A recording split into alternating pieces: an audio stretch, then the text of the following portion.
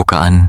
Di utara kota Bandung, di tengah rindangnya pepohonan Taman Hutan Raya Irgun H. Juanda, terdapat sebuah lorong batu yang setiap hari didatangi wisatawan. Sebagian datang untuk berfoto, sebagian lagi datang karena penasaran dengan kisah-kisah mistis yang telah lama beredar. Namun, hanya sedikit yang bertanya satu hal yang jauh lebih penting. Mengapa goa ini dibangun? Jika hanya sekadar tempat perlindungan, mengapa lorongnya dibuat begitu panjang? Mengapa di dalamnya terdapat begitu banyak ruangan dengan fungsi yang berbeda? Dan mengapa, setelah kekuasaan Belanda berakhir, Jepang justru memanfaatkan bangunan ini, alih-alih menghancurkannya? Semakin dalam kita menelusuri sejarah Goa Belanda, semakin jelas bahwa bangunan ini bukan sekadar objek wisata. Ia adalah saksi perubahan besar yang pernah dialami Bandung ketika kota ini dipersiapkan menjadi salah satu pusat terpenting di Hindia Belanda. Di balik dinding-dinding batunya, tersimpan kisah tentang ambisi kolonial, strategi militer, kerja paksa, hingga berbagai cerita yang terus hidup di tengah masyarakat.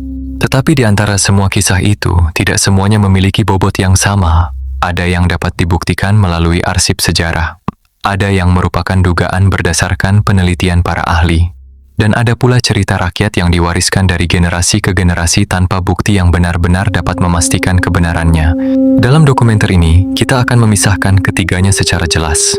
Kita tidak akan menambah kisah yang tidak pernah terjadi, hanya agar terdengar lebih menyeramkan. Sebaliknya, kita akan melihat bagaimana fakta sejarah yang sesungguhnya justru seringkali lebih mengejutkan daripada cerita yang beredar. Karena terkadang, misteri terbesar bukanlah apa yang tersembunyi di dalam kegelapan sebuah goa, melainkan alasan mengapa bangunan itu dibuat sejak awal.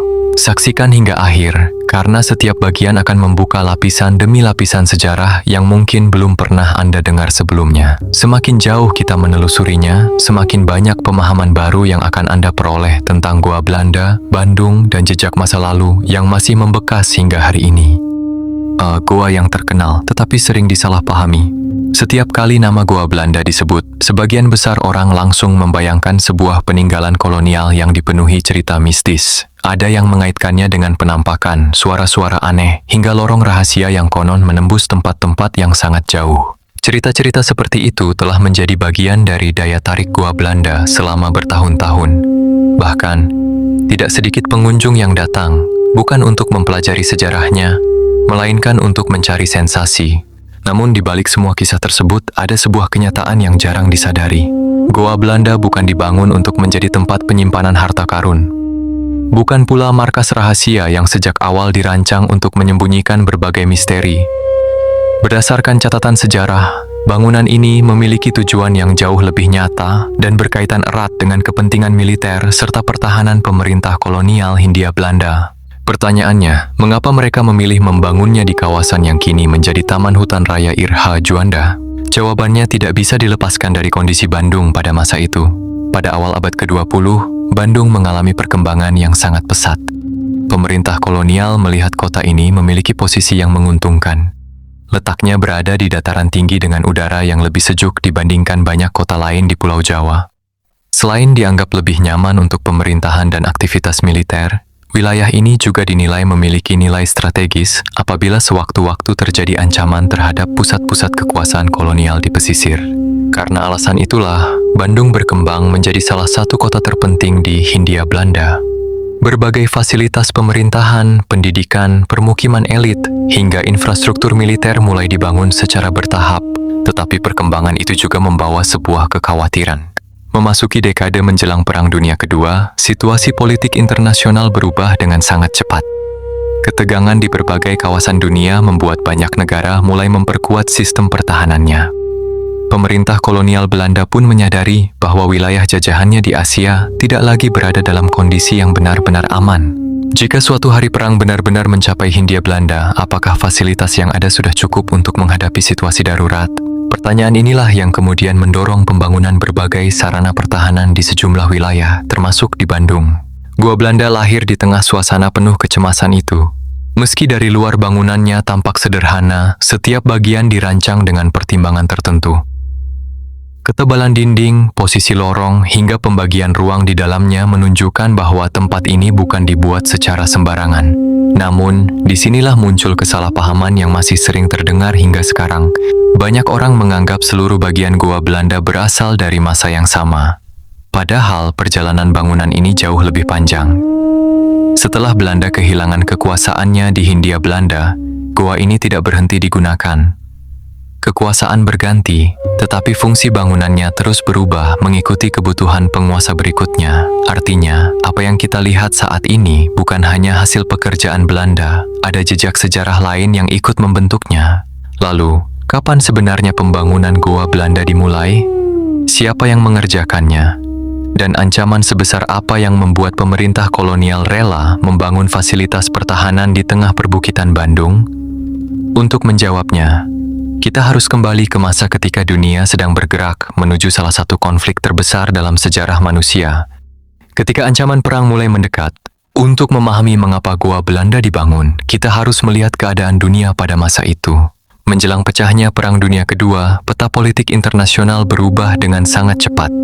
Di Eropa, Jerman di bawah Adolf Hitler terus memperluas wilayahnya. Di Asia, Kekaisaran Jepang memperkuat kekuatan militernya dan melakukan ekspansi ke berbagai kawasan. Sementara itu, negara-negara kolonial mulai menyadari bahwa wilayah jajahan mereka tidak lagi berada di luar jangkauan konflik. Pemerintah Hindia Belanda memahami bahwa jika perang meluas ke Asia Tenggara, kepulauan yang mereka kuasai akan menjadi sasaran yang sangat berharga. Bukan tanpa alasan, Hindia Belanda memiliki kekayaan alam yang luar biasa. Minyak bumi, karet, timah, batu bara, dan berbagai hasil perkebunan menjadi komoditas yang sangat dibutuhkan untuk mendukung industri maupun kebutuhan perang. Kehilangan wilayah ini berarti kehilangan sumber daya yang sangat penting. Karena itulah, berbagai persiapan pertahanan mulai dilakukan. Bandung menjadi salah satu kota yang mendapat perhatian khusus. Selain berada di dataran tinggi, kota ini relatif jauh dari garis pantai. Dalam pandangan militer saat itu, daerah pedalaman dianggap memiliki peluang lebih besar untuk bertahan apabila serangan datang melalui laut. Namun, membangun sistem pertahanan bukan hanya soal mendirikan benteng atau menempatkan pasukan. Mereka juga membutuhkan tempat yang dapat digunakan sebagai perlindungan apabila terjadi serangan udara. Pada masa itu, pesawat pengebom mulai menjadi ancaman yang nyata. Pengalaman perang di berbagai negara menunjukkan bahwa markas militer, gudang logistik, dan pusat komunikasi dapat menjadi target utama. Bangunan di permukaan tanah jauh lebih mudah dihancurkan dibandingkan fasilitas yang berada di bawah lapisan batu. Disinilah muncul gagasan membangun sebuah terowongan perlindungan di kawasan utara Bandung. Wilayah yang dipilih berada di lereng perbukitan yang tersusun oleh batuan vulkanik hasil aktivitas Gunung Tangkuban Parahu pada masa lampau. Struktur batuan seperti ini dinilai cukup kokoh untuk dijadikan terowongan bawah tanah. Pilihan lokasinya bukanlah sebuah kebetulan. Kawasan tersebut juga dikelilingi hutan yang lebat. Dari kejauhan, keberadaan sebuah fasilitas militer akan jauh lebih sulit dikenali dibandingkan bangunan yang berdiri di tengah kota. Tetapi ada satu hal yang sering luput dari perhatian. Jika tujuan utamanya hanya sebagai tempat perlindungan, mengapa lorongnya dibuat begitu panjang? Mengapa terdapat banyak ruangan dengan fungsi yang berbeda? Dan mengapa tata letaknya terlihat lebih rumit daripada sekadar bunker darurat? Pertanyaan-pertanyaan itu membuat sebagian peneliti berpendapat bahwa fungsi Goa Belanda kemungkinan lebih luas daripada sekadar tempat berlindung. Berdasarkan kajian terhadap tata ruang bangunan dan berbagai dokumen sejarah, Goa ini diduga juga dirancang untuk mendukung aktivitas militer dan komunikasi apabila keadaan darurat benar-benar terjadi. Namun, penting untuk membedakan antara dugaan dan fakta. Fakta yang didukung berbagai catatan sejarah menunjukkan bahwa Goa Belanda memang dibangun sebagai bagian dari infrastruktur pertahanan pemerintah kolonial Hindia Belanda menjelang Perang Dunia Kedua. Sementara itu, rincian mengenai seluruh fungsi setiap ruang di dalamnya masih menjadi bahan kajian.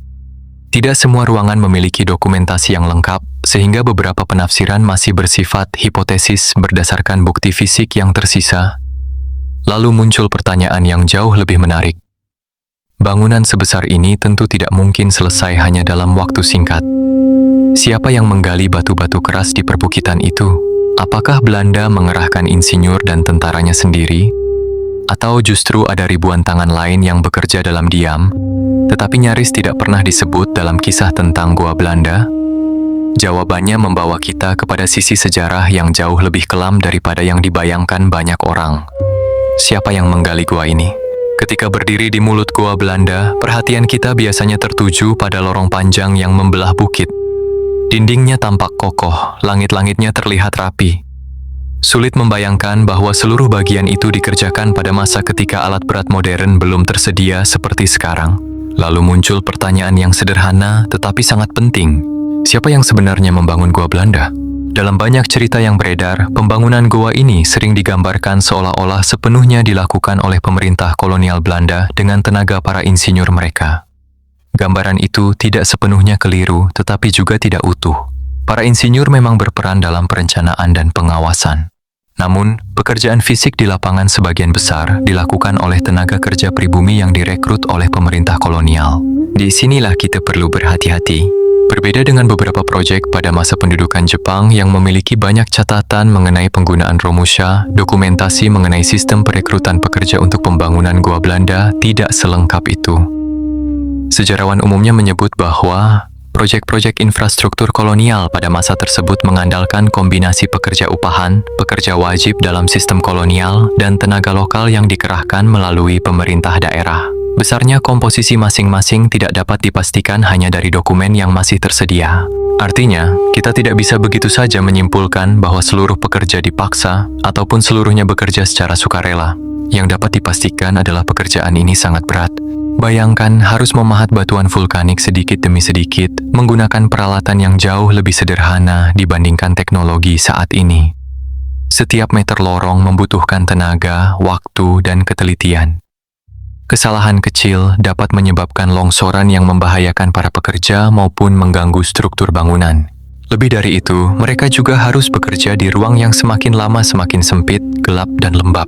Semakin jauh penggalian dilakukan, sirkulasi udara menjadi tantangan tersendiri. Debu batu memenuhi ruang kerja. Cahaya alami hampir tidak lagi menjangkau bagian terdalam lorong. Semua itu membuat proses pembangunan menjadi jauh lebih sulit daripada yang terlihat dari hasil akhirnya. Ironisnya, nama-nama orang yang mengerjakan pekerjaan berat itu hampir tidak pernah tercatat dalam sejarah. Kita mengenal nama bangunannya, kita mengetahui siapa penguasanya. Namun, sebagian besar orang yang benar-benar mengukir batu demi batu hingga menjadi lorong seperti sekarang justru hilang dari catatan.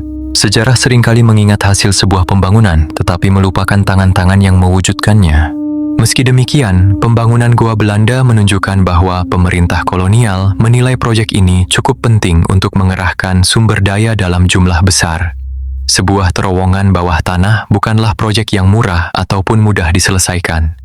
Keputusan untuk membangunnya menunjukkan bahwa mereka memperkirakan ancaman perang benar-benar mungkin terjadi. Dan perkiraan itu ternyata tidak meleset. Tidak lama kemudian, keadaan berubah jauh lebih cepat daripada yang diperkirakan siapapun. Pasukan Jepang mulai bergerak ke Asia Tenggara. Satu demi satu wilayah yang sebelumnya berada di bawah kekuasaan bangsa-bangsa Eropa berhasil mereka kuasai.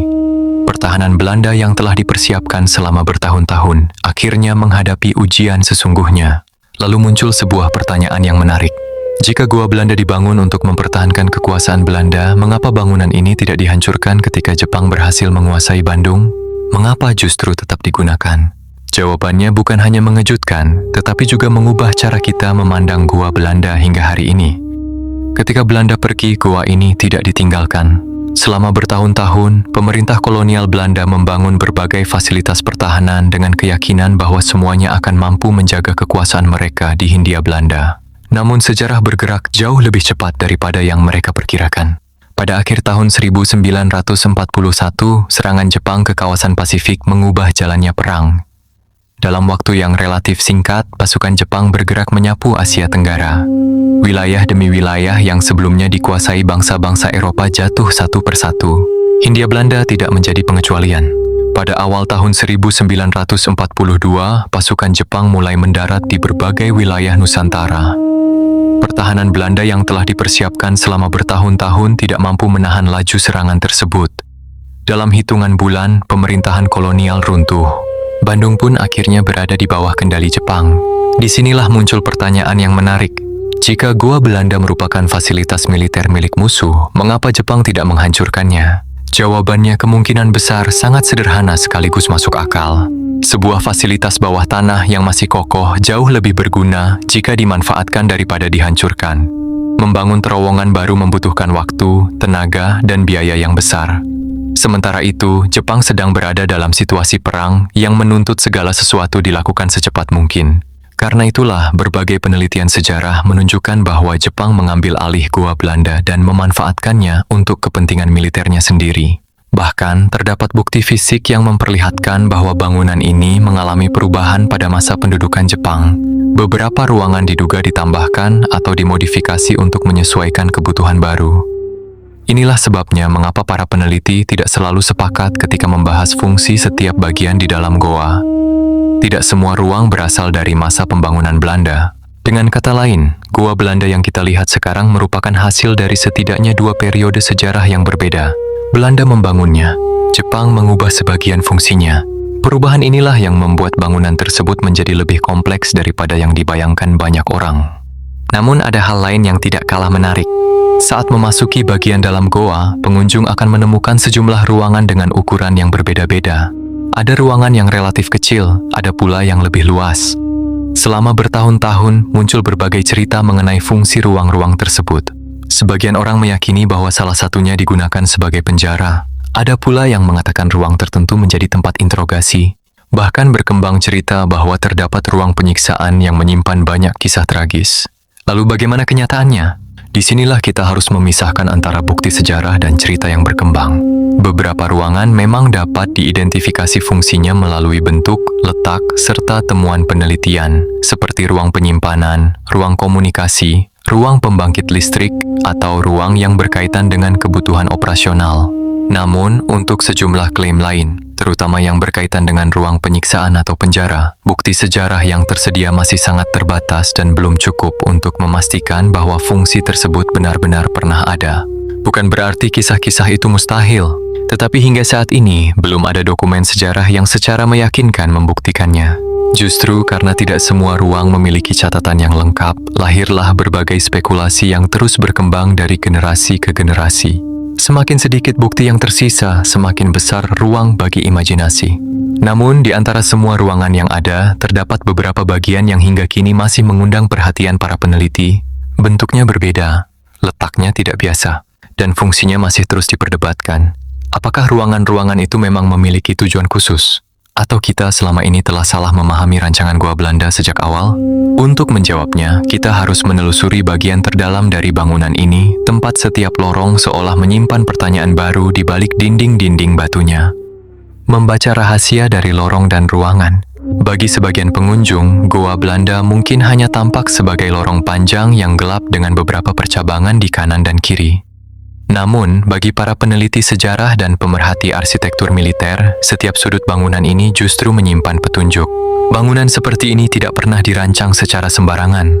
Dalam dunia militer, bentuk sebuah fasilitas hampir selalu mengikuti fungsinya. Letak pintu masuk, panjang lorong, ketebalan dinding, hingga posisi setiap ruangan biasanya merupakan hasil dari perhitungan yang matang.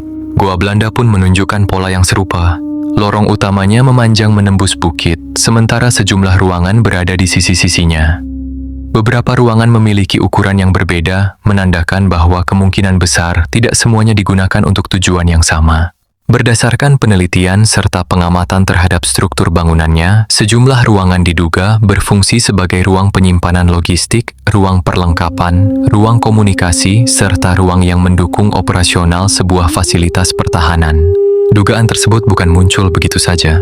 Para peneliti membandingkan tata letak Goa Belanda dengan bangunan pertahanan lain dari periode yang sama. Selain itu, mereka juga memperhatikan sisa-sisa struktur bangunan yang masih dapat dikenali hingga sekarang. Namun, ada satu ruangan yang hampir selalu menarik perhatian pengunjung. Ruangan itu sering disebut sebagai ruang pembangkit listrik. Penyebutan ini bukan tanpa alasan. Beberapa penelitian dan informasi dari pengelola kawasan menyebutkan bahwa Goa pernah memiliki sistem penyediaan listrik sendiri untuk mendukung aktivitas di dalamnya. Kehadiran sumber listrik merupakan kebutuhan penting, mengingat bagian terdalam Goa hampir tidak mendapatkan cahaya matahari.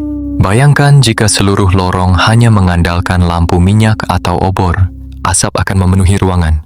Udara menjadi semakin pengap, dan aktivitas di dalam Goa akan jauh lebih sulit dilakukan.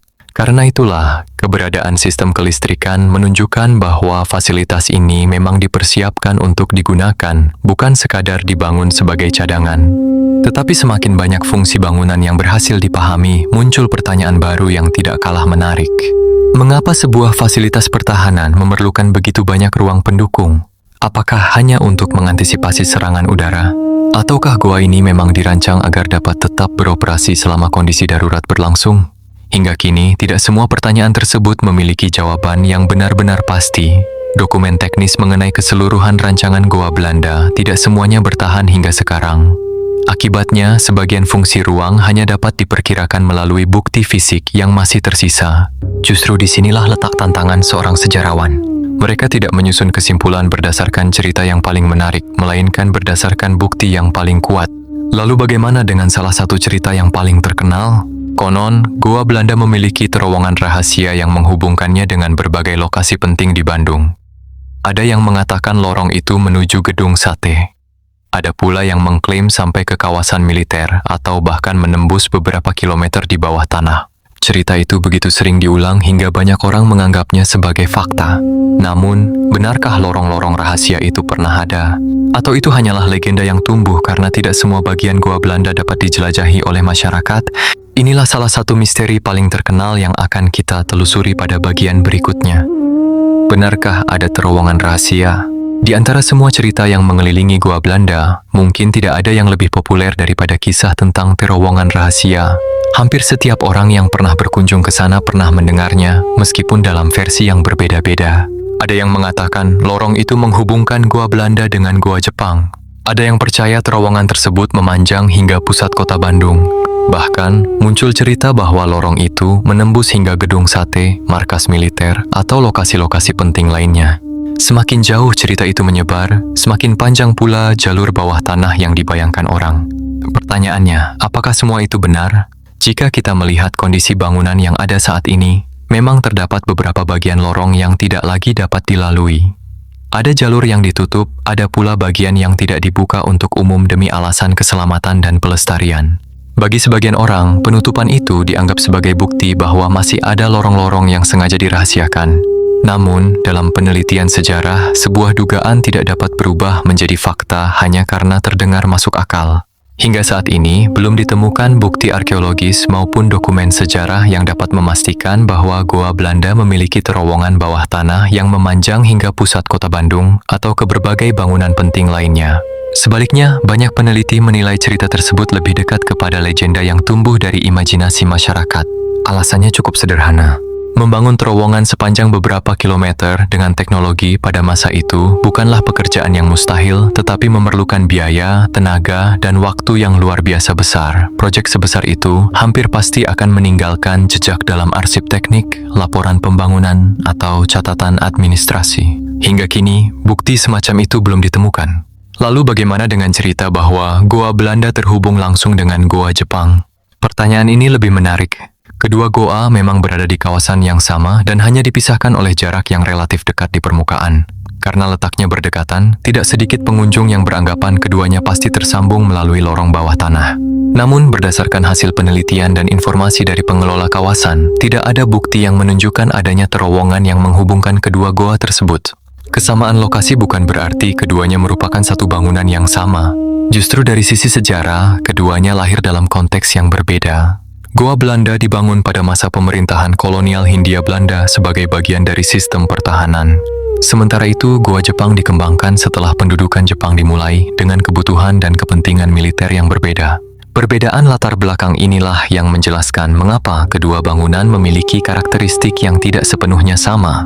Namun, jika sebagian besar cerita tentang terowongan rahasia tidak didukung bukti sejarah, mengapa kisah itu terus bertahan? Jawabannya mungkin berkaitan dengan sifat manusia sendiri. Ketika sebuah bangunan menyimpan ruang yang gelap, lorong yang panjang, dan sejarah yang tidak seluruhnya terdokumentasikan, imajinasi akan mengisi bagian-bagian yang kosong. Semakin sedikit jawaban yang tersedia, semakin banyak cerita yang lahir. Fenomena seperti ini tidak hanya terjadi di Bandung.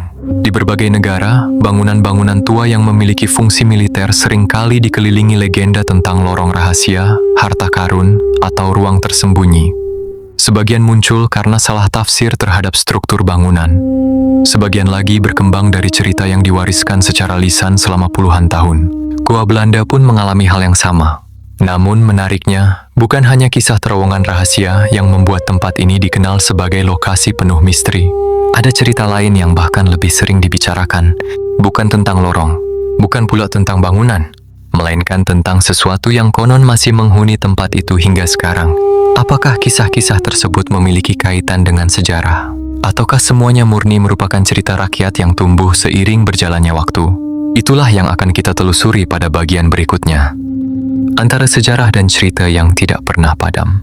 Ketika matahari mulai tenggelam dan kawasan Taman Hutan Raya Iremu Juanda semakin sepi, suasana di sekitar Goa Belanda berubah dengan sangat cepat. Cahaya yang semula menerangi mulut goa perlahan menghilang. Udara terasa lebih dingin. Lorong yang tadi tampak biasa saja mulai terlihat semakin gelap. Dalam suasana seperti inilah berbagai cerita mulai hidup. Ada pengunjung yang mengaku mendengar langkah kaki meskipun tidak ada siapapun di belakangnya. Ada yang merasa seperti diperhatikan dari balik lorong yang gelap. Sebagian bahkan mengaku mendengar suara samar yang sulit dijelaskan. Cerita-cerita semacam ini telah beredar selama bertahun-tahun dan menjadi bagian dari identitas Goa Belanda sebagai salah satu tempat yang dianggap angker di Bandung. Namun, disinilah kita perlu membedakan antara pengalaman pribadi dan fakta sejarah. Hingga saat ini, tidak ada penelitian ilmiah maupun bukti sejarah yang dapat memastikan bahwa Goa Belanda merupakan tempat terjadinya fenomena supranatural. Pengalaman yang diceritakan para pengunjung bersifat sangat subjektif. Apa yang dirasakan seseorang belum tentu dialami oleh orang lain dan tidak dapat dijadikan bukti sejarah. Lalu, mengapa begitu banyak orang merasa mengalami hal-hal yang tidak biasa di tempat ini? Salah satu penjelasan yang sering dikemukakan oleh para peneliti perilaku manusia adalah pengaruh lingkungan terhadap persepsi, lorong yang panjang, pencahayaan yang minim, suhu yang lebih rendah, pantulan suara di dalam ruang batu. Semua faktor tersebut dapat menciptakan kesan seolah-olah seseorang tidak sedang sendirian. Suara langkah kaki misalnya dapat memantul melalui lorong sehingga terdengar berasal dari arah yang berbeda. Tetesan air yang jatuh di ruang tertutup juga dapat menghasilkan gema yang sulit diperkirakan asalnya. Ketika seseorang sudah datang dengan keyakinan bahwa tempat itu angker, setiap suara kecil pun lebih mudah ditafsirkan sebagai sesuatu yang misterius. Namun, penjelasan tersebut tidak serta-merta menghapus cerita rakyat yang telah lama berkembang. Dalam tradisi lisan masyarakat, Goa Belanda memang sering dikaitkan dengan berbagai kisah gaib. Cerita itu terus diwariskan dari satu generasi ke generasi berikutnya, mengalami perubahan, penambahan, bahkan terkadang bercampur dengan pengalaman pribadi yang sulit diverifikasi. Sebagai bagian dari budaya lokal, cerita-cerita tersebut memiliki nilai untuk dipelajari. Bukan karena semuanya dapat dibuktikan benar, melainkan karena cerita rakyat menunjukkan bagaimana masyarakat memaknai sebuah tempat bersejarah. Dengan kata lain, kisah mistis merupakan bagian dari warisan budaya, sedangkan sejarah berusaha menjelaskan apa yang benar-benar dapat dibuktikan melalui dokumen, artefak, dan penelitian. Keduanya tidak selalu bertentangan, tetapi keduanya juga tidak boleh disamakan. Menariknya, jika kita menyingkirkan seluruh cerita mistis untuk sesaat, justru masih ada misteri lain yang jauh lebih nyata. Mengapa begitu banyak catatan mengenai pembangunan dan pemanfaatan Goa Belanda yang hilang? Apakah dokumen-dokumen itu memang musnah akibat perang? Atau masih ada arsip yang belum pernah ditemukan? Bisa jadi misteri terbesar Goa Belanda bukanlah tentang sosok yang konon terlihat di dalam lorong, melainkan tentang halaman-halaman sejarah yang hingga kini masih belum berhasil kita baca.